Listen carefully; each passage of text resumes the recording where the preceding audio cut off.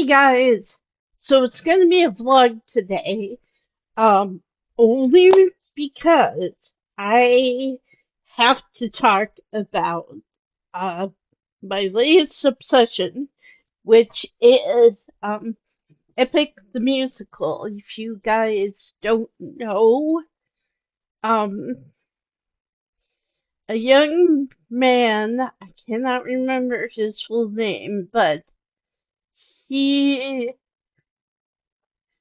whoa, hang on. He decided to write a musical version of the Odyssey, which is a very ancient story about a man named Odysseus who goes through, let's just say, hell and back, although it may be more like the underworld and back, to basic premise. Also, spoilers. If you guys haven't seen this or you guys haven't read the Odyssey, I'm going to spoil a lot of it. I don't know if I'm going to spoil everything because the gentleman who made this musical is took some liberties with the story. Things may not end up exactly like they were in the original. But yeah, so basically it's about Odysseus, who is the king of Ithaca in Greece, and he gets sent with 600 men under his command, which that's important because that comes up a lot in the musical. Um, but yeah, so he gets 600 men. Matter of fact, his team is his group is the group that hides in the Trojan horse. So basically, what happened was I don't know if I remember the whole story. I just remember it started because some other Greek guy, like the goddesses were bickering over which one of them was most beautiful.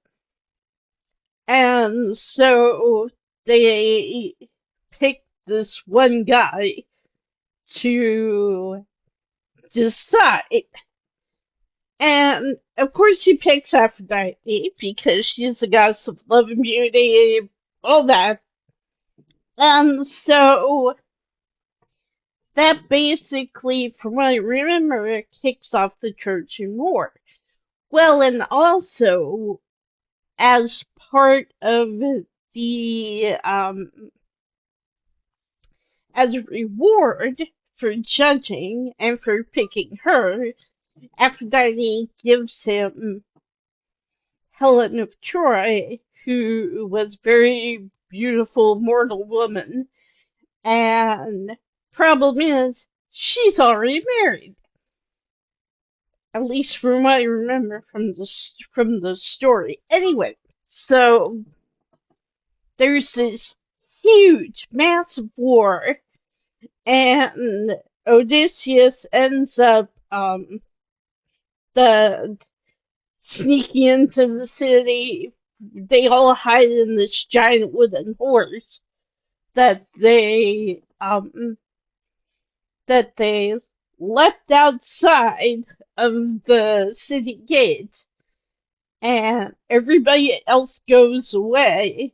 And so the Trojans open the door, and they think, and for some reason, instead of being instantly suspicious, they decide oh, they must have gone away. They must have realized they can't defeat us, and now we have, and they must have gotten this gift for us. Although I would think that if someone brought, like, like how they were able to build this overnight, and like I want to know where this horse was. Like if they actually built it overnight, or if they already had it and it was like in the hull of one of the ships or something. I don't remember. And I apologize because I don't remember all of the details. It's been like really long. I remember reading the Odyssey, but I want to say it was back when I was in school. So I don't know if um I don't remember specifically. And Epic the Musical doesn't, as far as I'm aware, doesn't really go into that either. It's just more. In fact, that's the first song in the first saga of the musical. And keep on this man. His name is George, but with a J. George. George. I want to say George, but I'm not sure. Let me know in the comments if you know. I'm probably saying it wrong. I apologize. But so the first song of the first saga, and this man has done, I think, 4 sagas. There's like 4 of them all together, and they all have like different titles and stuff. But it's like really, really cool. And it tells such a good story. But anyway, the first song is called The Horse and the Infant. And the first words are, all right, my brothers, listen closely. And it's like they're in the horse and he's telling them their plan and everything. And so what happens is they get in, they do their thing, they, you know, kill the bad guys, the Trojans, whatever. And then Zeus shows up. Now, the thing I really like is that both in the original Odyssey and in Epic, the gods are very much a part of this thing. And so the gods are like, Zeus shows up and he tells Odysseus that he needs to kill the son of, I can't remember, again, I can't remember the dude's name, but the the king of Troy or whatever. And he's like, if you don't, the kid will grow up and go to be with and come after you guys, come after you and your family, so you have to take him out now. Well, what Zeus didn't mention is that the son is a baby. So, Odysseus goes into the room thinking, I'm assuming, thinking that the dude is just hiding in the background and being all, oh, everyone knows will fine, I'll make it out of here. I mean, that's why Zeus is saying you gotta take him out. But no, he walks in and it's a baby. And so he goes into his, and the other thing that I really like about Epic is that they have recurring motifs in songs and stuff. And one of the songs that repeats, and the first time we hear it is in the song, is when does When does something become a tidal wave? When does a man become a monster? And so he has to make a decision. Kill the baby or, you know, well, number one, disobey Zeus, which King of the Gods that's not gonna end well. And so I believe he ends up choosing to kill the baby, but he doesn't do it himself. He doesn't like use his sword or anything. He basically is up at the top of the palace and he drops the baby. So kind of natural causes aided along, so to speak.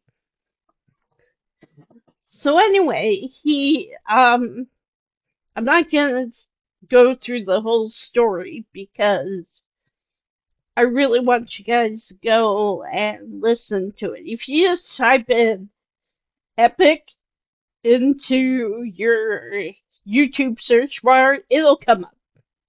There are multiple things that come up. And the other thing I have to say, there are so many talented artists in this community. So many people have like drawn stories, drawn out the songs and the stories. As a matter of fact, George, the dude who made the musical, apparently commissioned some official, some people who do that kind of thing to draw the official storyboards. I'm going to call them storyboards because I'm not sure how to say the other word. I don't want to say it wrong, but kind of like the storyboards to the drawings to go along with the what's being sung. So I've been listening to the music, I've been watching these storyboards, I've been watching these drawings, but I've been watching them out of order. So until recently, somebody posted on YouTube because the last saga was the Ithaca saga, where Odysseus gets home. And so everybody, most of the people, there were some who couldn't make it, who did voices for the characters and stuff. They went to Ithaca and they had a massive viewing party. And like it wasn't just listening to the music, like they watched these drawings that people did, and they also what's the other?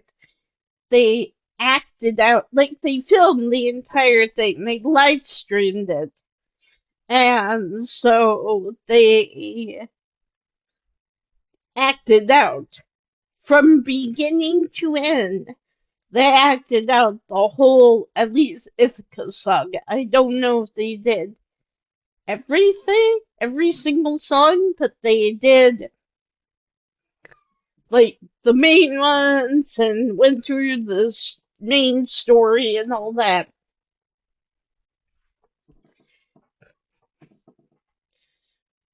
But I had kind of an epiphany, and I haven't seen very many people talk about this. Now some people have talked about this. If you go in the comments under some of these videos, you will see people talk about one of these things, and one of these things is that a lot of the monsters that Odysseus and his crew faced were women.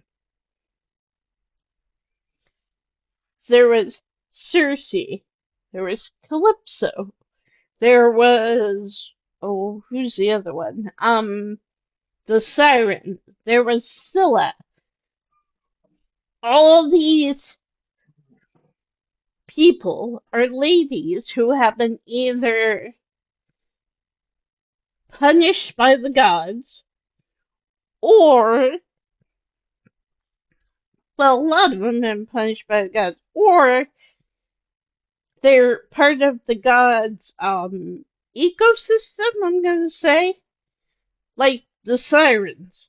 The sirens, I mean, at least according to, now it depends on where you look this up, because some parts of Google say that the sirens were like half bird, half woman, and that they were under Apollo's reign because he's the god of music.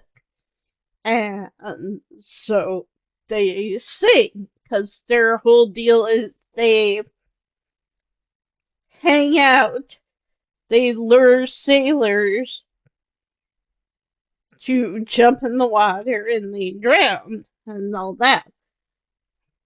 But I liked how in Epic at least, they show them as mermaids, basically, like half human, half fish kind of thing.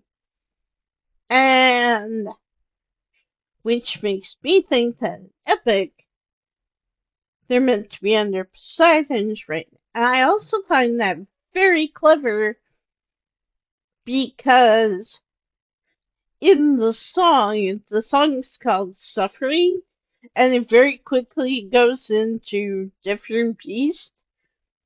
Um, but what happens is that, and this is the other reason why I think um the creator made them kind of be more under Poseidon's reign, because there's a part in the video. Well, number one, the one of the sirens shapeshifts to look like his wife, to look like Penelope. And his wife is all Odysseus can think about, at least in the musical, and I think somewhat in the original. But yeah, so Odysseus's whole goal is to get home, get to his wife, get to his son, that kind of thing. And so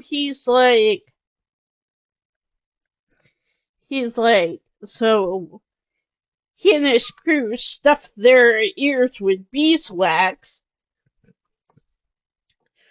Well, and that's the other difference, is in the original, Odysseus's crew stuffed their ears with beeswax, but Odysseus was like, tie me to the mast of the ship. So, but in Epic, he does it too, and he puts beeswax in his ears, because as soon as the siren song hits your ears, you're done for. It's like, okay, we're going to jump off the ship and drown in water because this lovely young lady tells me to, or whatever. And like, it's interesting because I almost wonder, like, they don't really say it, but I almost wonder if Poseidon, like, whispered in their ear, hey, he really loves his wife.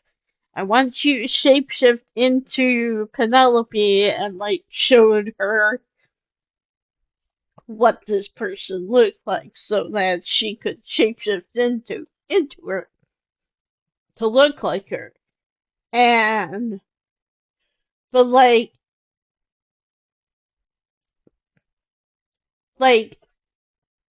and like I said, one thing that I noticed is that the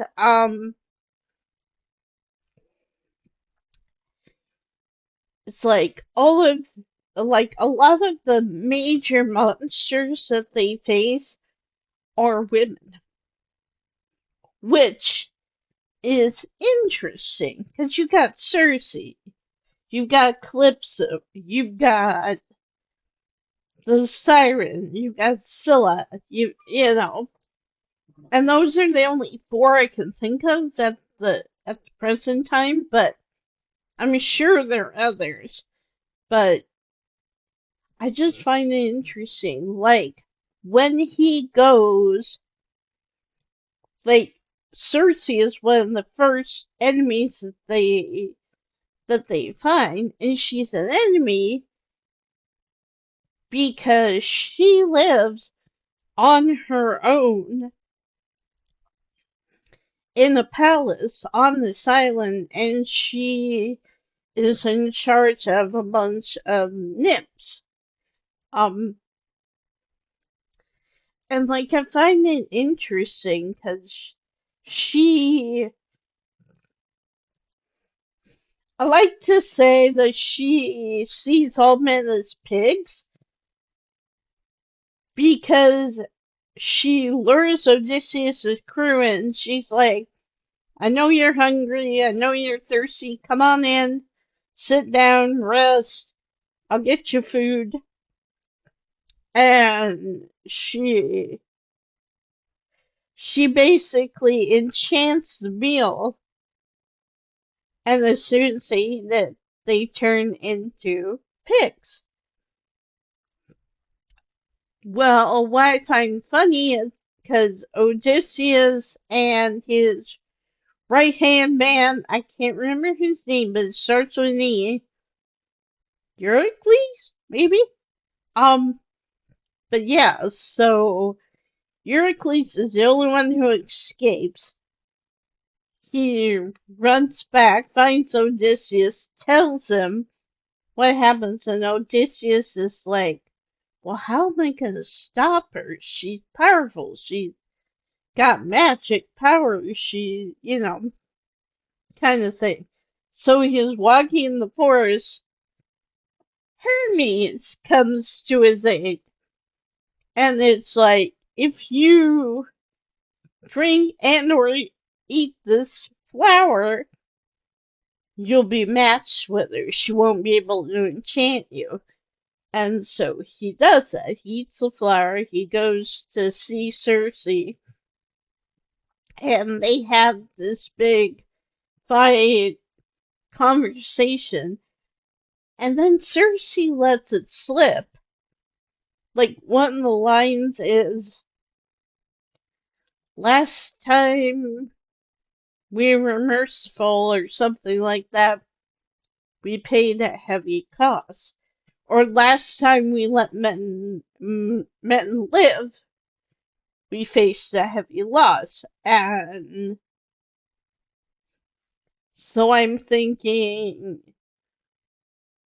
something happened, probably involving, I'm going to call it grape, as a lot of my fellow content creators have done. But I'm thinking the nymphs were either taken advantage of, or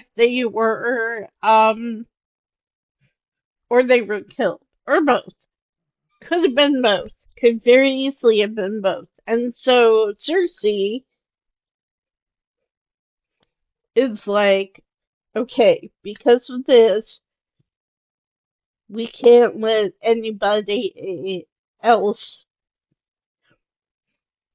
apparently they can't stop people from coming to the island, but Cersei is like, to protect my girls, I'm going to do this. You know, I'm going to, like, I'll let the men come onto my island, but I'm going to immediately turn them into pigs. I also think it's funny because, like, the first interaction between Odysseus and Circe is Odysseus is like, Lady of the palace, sorry that I asked this, but I hope that I've been misinformed. I sent out some scouts to take a look around here, and somehow they wound up at your door. I know that we seldom get a warm welcome, so I must ask just to be sure. Did you do something to them? And then Circe goes, Who, me? All I did was reveal their true forms. And it's like, so she sees, men as pigs. So she's like, yeah, all I did was turn them into what they really are. And so, but the other thing that I find really funny is that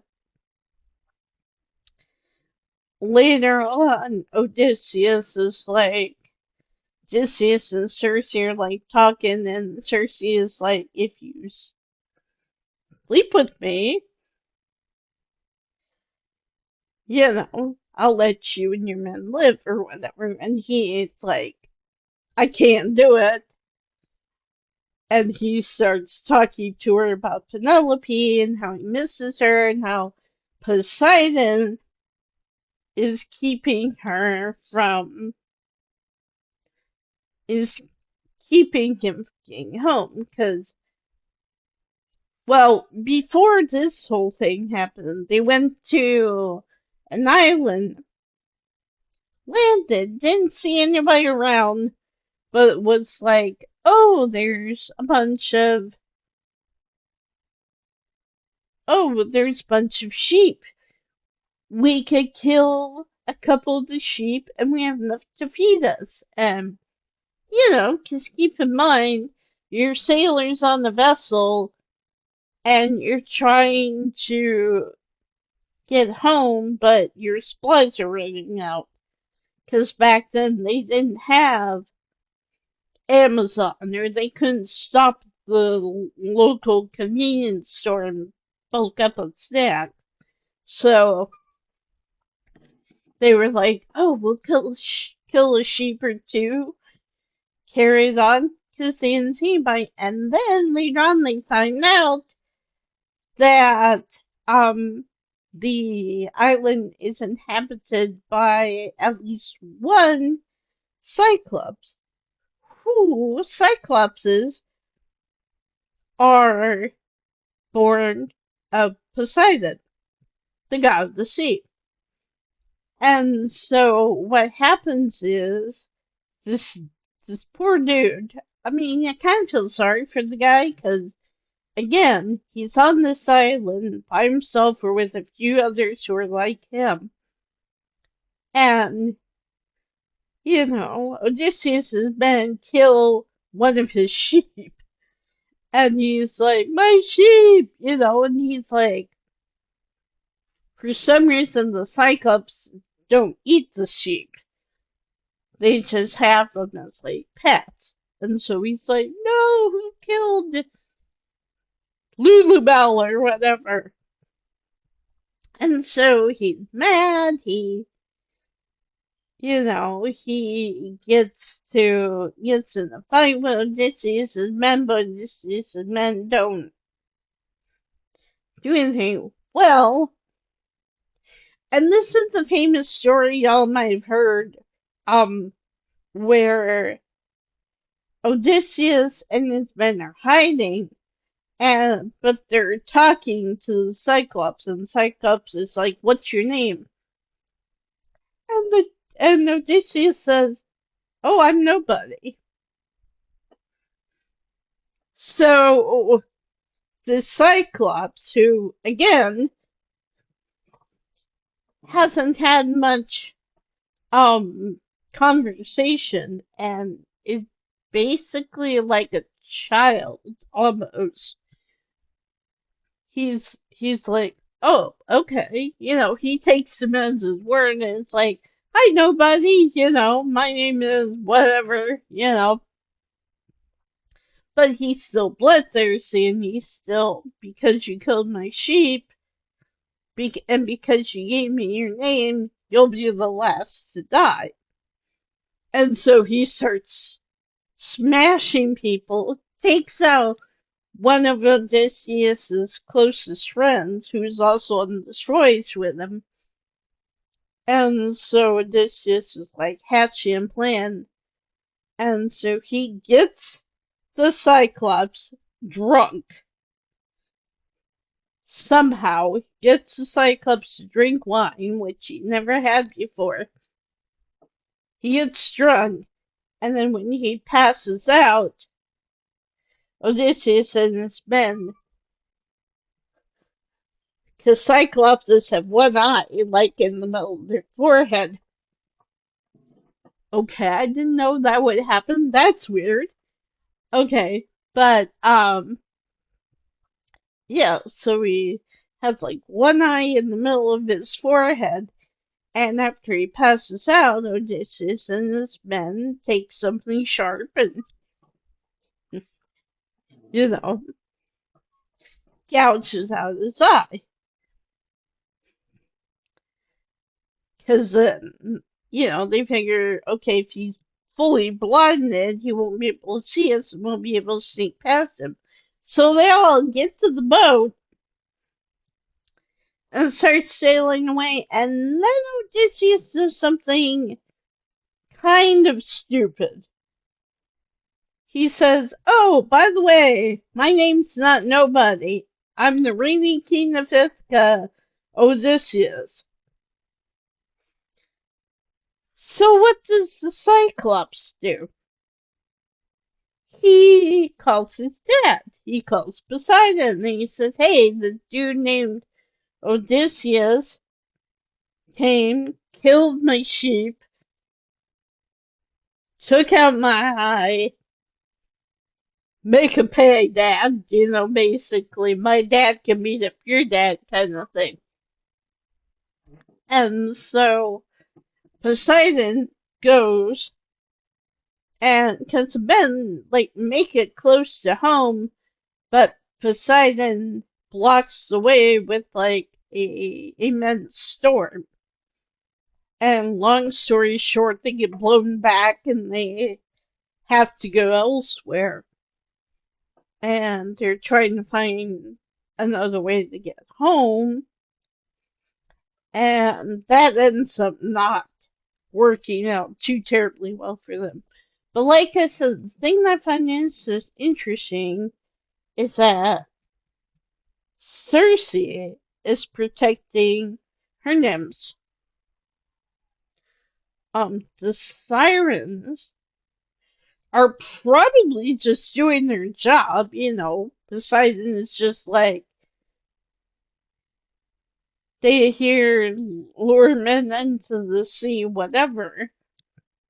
But what I find interesting is like I said, there's a song called Suffering where one of the sirens looks like Penelope and is trying to lure Odysseus into the water.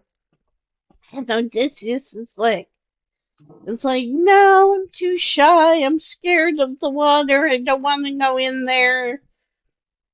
I'll drown, and she's like, I will take the suffering from you. And it's ironic because, yeah, I would, but in a bad way. And so she's like, so he finally is like, why don't you come on the ship? We'll jump together. And so she gets onto the boat and he turns away and he's like, all the things I do for you.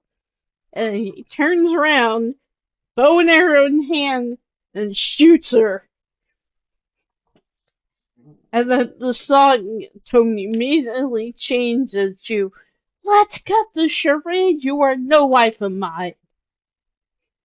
You've been trying to take my life this whole time, And it's like, And but what's funny is he's basically like, well, you were so focused turning my men into snacks, you didn't notice that your friends got snatched.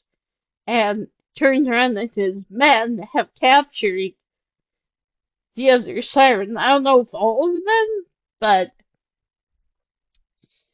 at least enough of them. And he's got them on the deck of the ship, and he's like, yeah, no, I'm not gonna, and the sirens are like, oh, please spare us, and he's like, nope, nope, you wouldn't have spared me, so,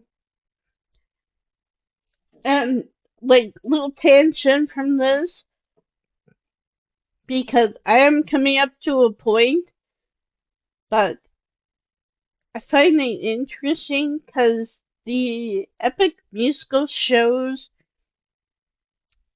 that Odysseus Odysseus starts out friendly. He starts out kind. He starts out not wanting to kill if he doesn't have to.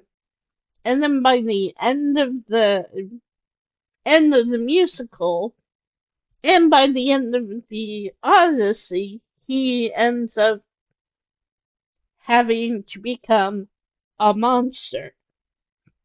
But like I said, what else I find interesting is each monster he faces, a lot of them are women just trying to protect either themselves or other women.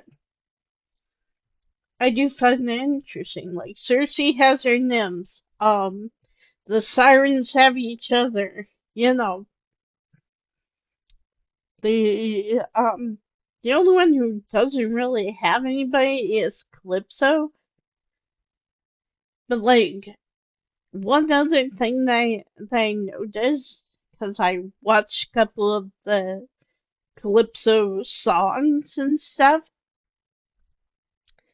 is, well, and like a little bit of backstory, but which I'll get into later, but I do find it interesting that a lot of these women that he comes across, yeah, they're goddesses, yeah, they're powerful, but they're also trapped in a way. They're also like stuck.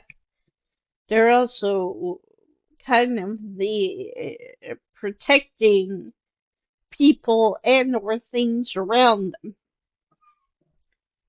So, but like I said, I also find it interesting how Odysseus, over the course of the events, changes.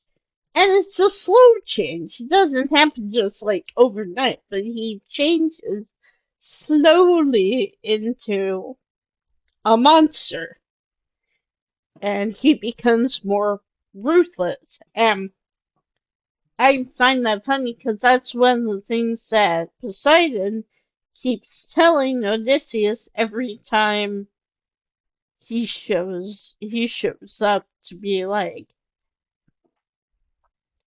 you messed up, boy, now you're gonna pay, kind of the thing. And like, I don't know, I just find that really interesting. I'm just like a lot of them, at least in the musical, are female, and they are either protecting themselves and or other women, or they are trapped themselves. So I don't know. I just find that really interesting. It's like kind of because back in Greek times and ancient Roman times, women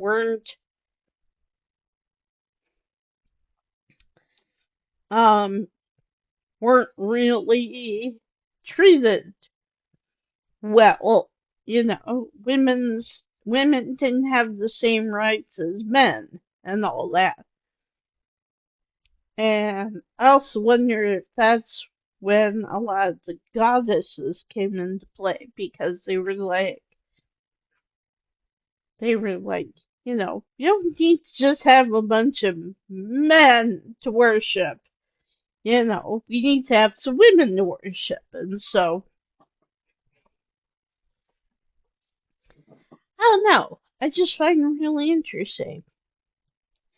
But anyway, so to go back to Poseidon is kind of the one who starts Odysseus on his journey to become ruthless, become more of a monster. And Poseidon's whole thing is that he is ruthless. Back then they didn't have what we have nowadays. They didn't have satellite navigation. They didn't have, as many tools or as many modern tools to help navigate the sea and all that. So, like, if you were caught out in a small boat, like if you were fishing or whatever, and went out in a small little vessel to fish, you might get caught in the storm, which I would assume is where a lot of the worship of the sea and or the sea gods started happening. Because they were probably like, oh, before we go out, we should sacrifice to whoever the sea god was, or sacrifice to the ocean in general. And so they were like, okay, and so that's how that, I'm assuming, got started. Again, I'm not a historian. I just find this kind of stuff really fascinating. But the other thing that I noticed, so like I said, recently I got to see the cast going through the whole, at least last saga, the whole Ithaca saga, which of course tells the story from beginning to end. And so basically, Odysseus gets more and more desperate, more and more ruthless, more and more. I just want to get home. I just want to see my wife. I just want to see my son. That kind of thing. And so, and, but there are a couple instances where his men are like, and his men are slowly getting whittled down because of monsters they're facing and all of that. And even just stuff like hunger and, maybe falling into the sea, that kind of thing. So, anyway, up to close to the end of the saga, the Odysseus' right hand man, there's a point where they go to the wind god to ask for help towards the beginning of the saga. And they ask for help. The wind god gives them a bag of wind, which should help them push through. But they're like, don't open the bag. Don't open the bag until it's time. So it ends up being a test, and Odysseus is so tired. It's like 9 days or something he stayed awake guarding over the bag. And he's like, because his men are like, what's in the bag? I'm super curious. Is it treasure? Is it food? Is it, whatever? And so Odysseus is like, no, don't touch the bag. We're not allowed, you know. And he's like, but he doesn't tell them the whole story, at least not in Epic. I don't know if he tells them the whole story in the original, but again, so he is walking along, he's doing his thing, and on the ship, and he's like, nine for 9 days I've stayed awake to guard this bag, and he finally cannot keep his eyes open any longer, and he falls asleep briefly. He doesn't know who, but somebody opened the bag, and instead of blowing them toward home, it blew them back. It blew them farther away from Ithaca, from home. And so they're like, oh, shit, kind of thing. And so basically, toward the end, his right hand guy, who has been with him through everything, he's like, so I have something I have to confess. I'm the one who opened the bag. And Odysseus, of course, at that point is just like, tries to basically punish, his right hand man, and Rilke's just like takes over. Like he subdues the captain, he subdues Odysseus, and then they approach the island of the sun god, the island of Apollo, and they find a bunch of cattle. Now, keep in mind, it is well known that, I'm assuming it's well known that Apollo has, like, the Cyclops and the sheep, Apollo has a bunch of cows on his island that nobody's allowed to sacrifice or kill or do anything to, even the heart, you know. And so Apollo is so,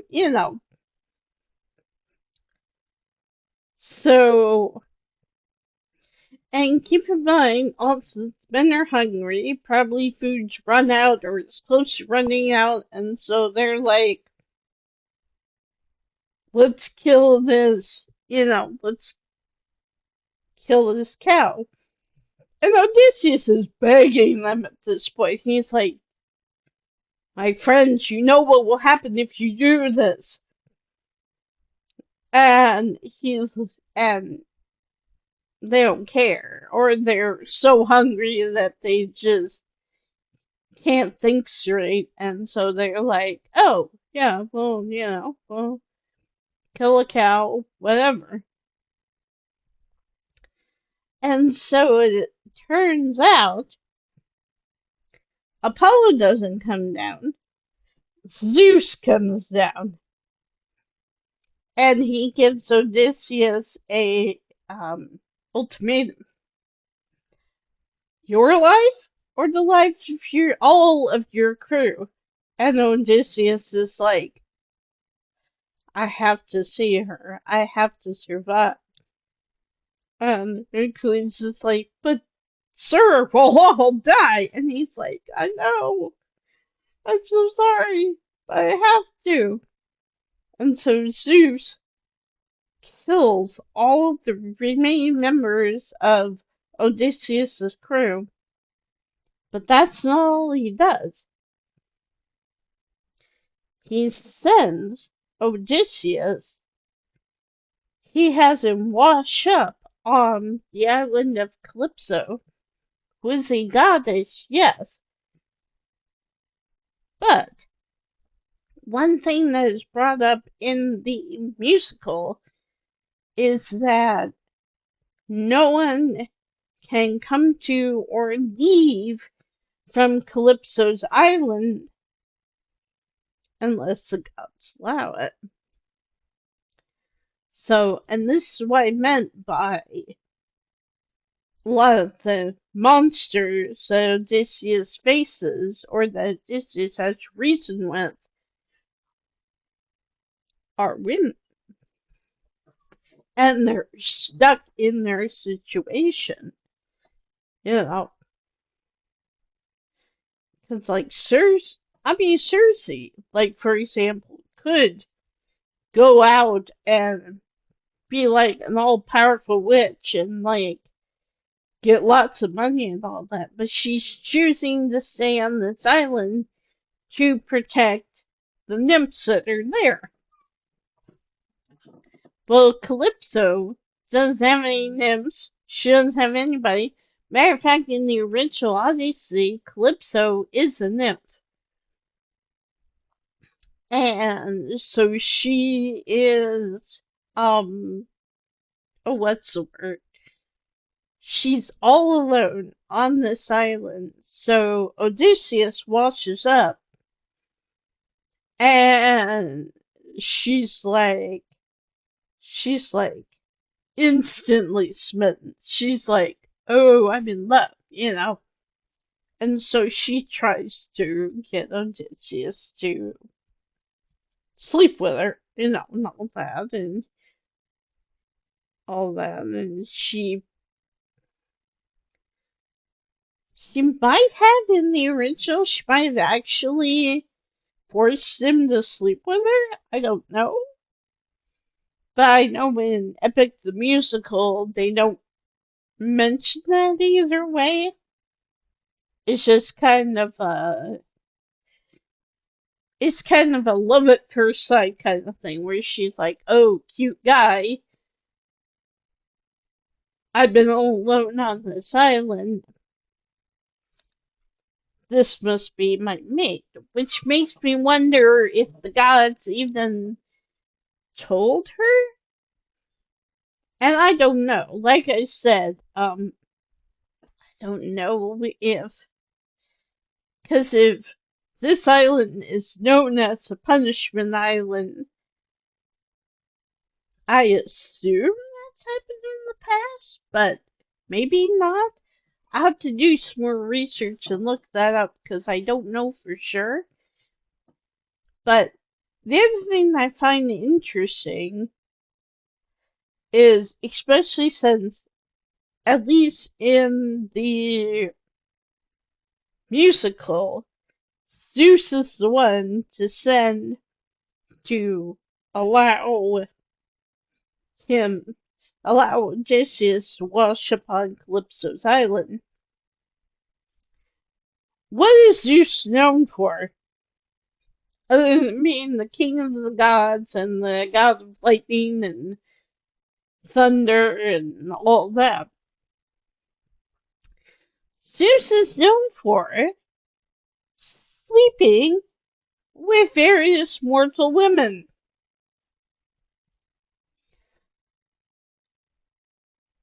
So I had an epiphany just like a day ago or whatever. I was like,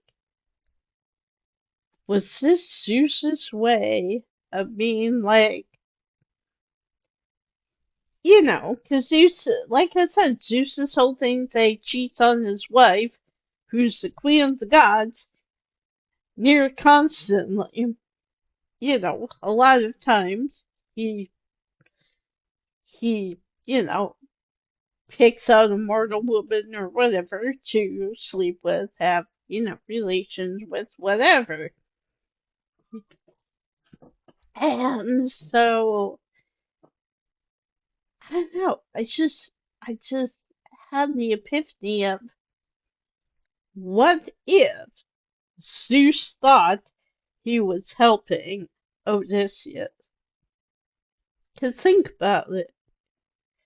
The king of the gods shows up after you kill, like, not even, like, the god whose cattle you just slaughtered, who you know you're not supposed to, doesn't even show up.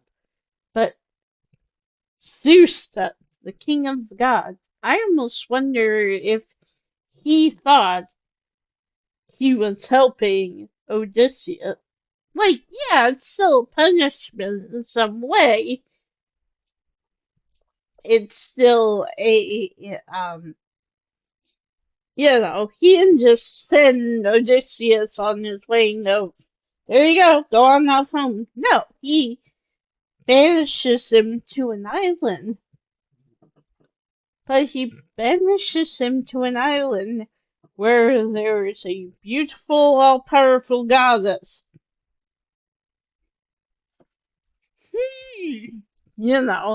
I can't help but think that Zeus was maybe like, yeah, I still gotta punish Odysseus, but he's also been through enough. He's also helped us out a lot of times. So um let's give him, let's not just banish him to an unoccupied island. Let's give him a bit of a reward, thinking that Odysseus would be like, finally, female companionship. That shows that Zeus doesn't really know Odysseus all that well, because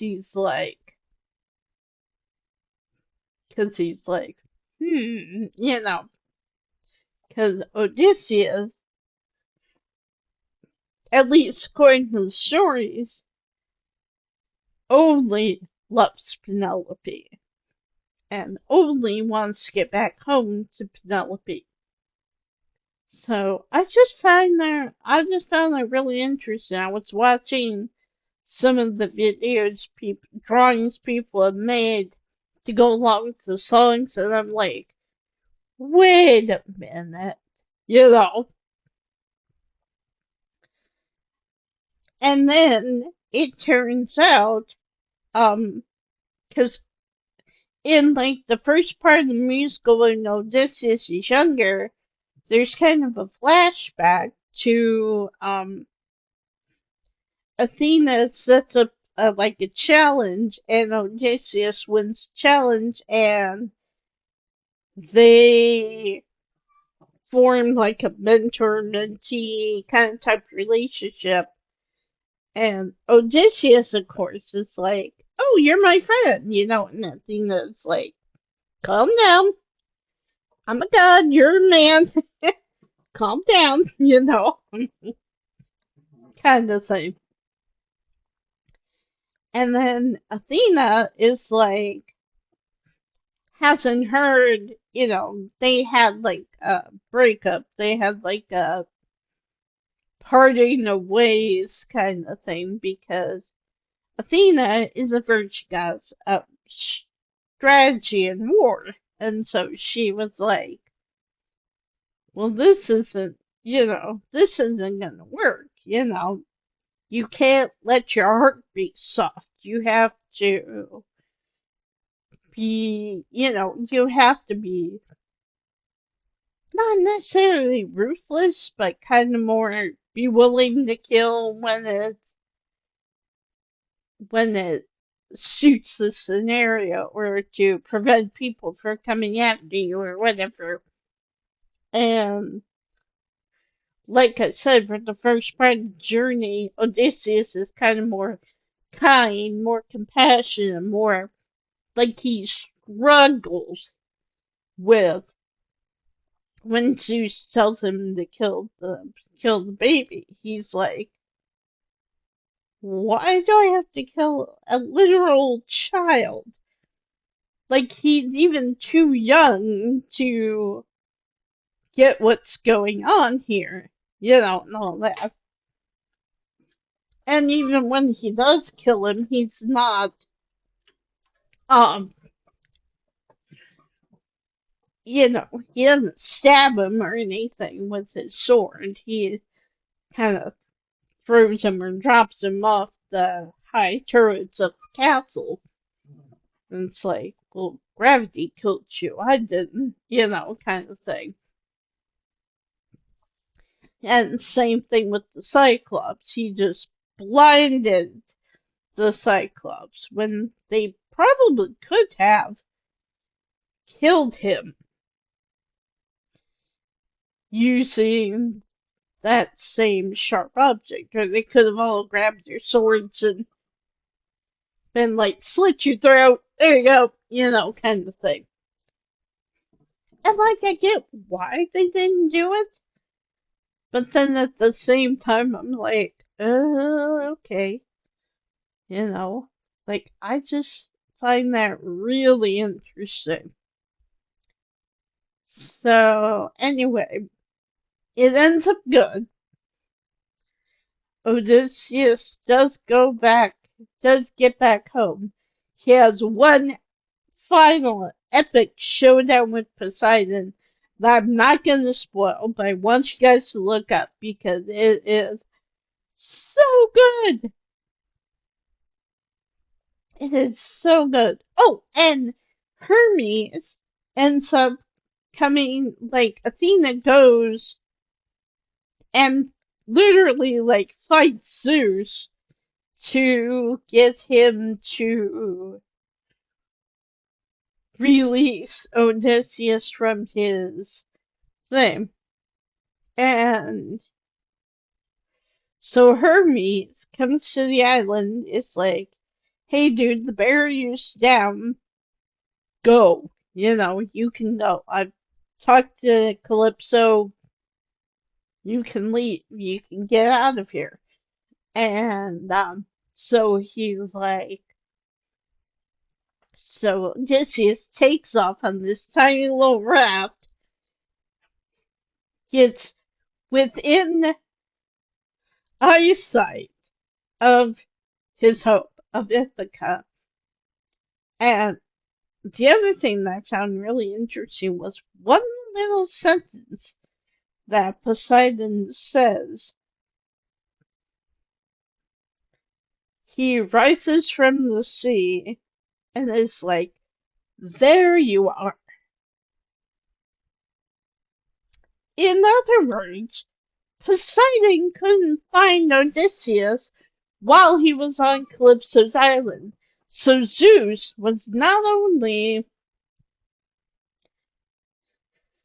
was protecting him in a sense. I just find that really interesting. It's like, because this is an island. It's surrounded by water. But the fact that nobody can come to or leave the island without the gods' interference,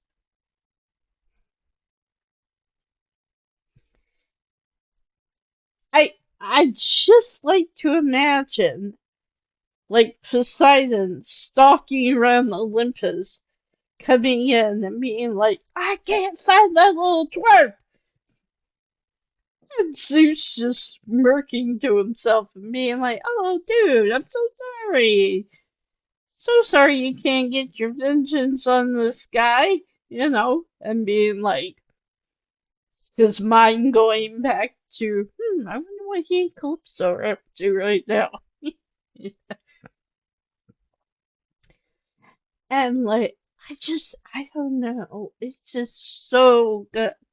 I want you guys to go and support this guy. Like I said, just type in Epic and you should be able to find it. But oh my gosh, it is so good. And yeah, so but yeah, I just wanted to share a little bit of that. I just thought that was interesting. Like I said, I've been watching some of the drawings that people have done set to the music and all that. And I was like, and all of a sudden it like hit me. It's like, wait a minute. And like, I thought that about the ladies, the magical, powerful ladies who can't get out of their situation because they're protecting each other or get trapped or whatever. I thought that was interesting. That was kind of a good commentary on what women were like. And then all of a sudden, I was like um, watching the if you guys want to see what I don't want to spoil, look at 600 Strike. Type that in. Epic 600 Strike. And yeah, it is awesome. And but yeah, it is really pretty good.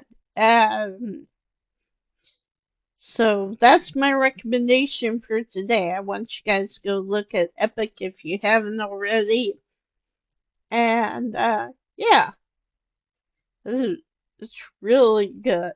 And but yeah, I just happened to notice that, and I was like, wait a minute. Does Zeus think he's helping? And especially when Poseidon pops up at the end and it's like, there you are. And it's like, oh, he couldn't find Odysseus while he was on the island because it was buried or magically sealed or whatever. I find that really interesting. Because, you would assume that him being a god, that he would be able to see through the barrier, but maybe not. Anyway, so feel free to talk about this in the comments if you want. Um, I'll try to answer any questions. And I'm not sure when I'm going to try to record the next episode. The next episode of Scarlet Hollow is the last one we have as of right now. Chapter 5 is supposed to come out sometime this year, but I don't know when yet. But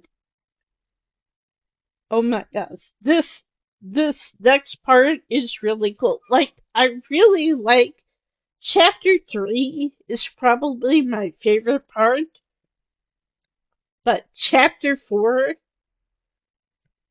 we learn so much more, and especially about a specific character who we've already met. So, and that's all I'm gonna say. Oh, and also, what you guys can reply to in the comments, if you don't want to leave a comment about Epic, is, I recently downloaded, I used the gift card that I got for Christmas to buy the game Oxenfree, which I've only really played a little bit of once years ago on a very old cell phone. And got kind of annoyed with it because it was so small and you couldn't really see. And it's one of those games where like you'll get three choices of like something to reply to somebody's commented, and but they go away very quickly. So you have to like, okay, I want this one click, right away. So let me know because we've got Night in the Woods, we've got Roots Paka, we got Stardew Valley, we've got what's the other one? Strange Horticulture, and we've got Night in the Woods. So let me know in the comments if you guys want to which game you guys would be interested in playing next. Give me playing next. So yeah, just let me know. And I hope you guys are having a great day, a great New Year so far.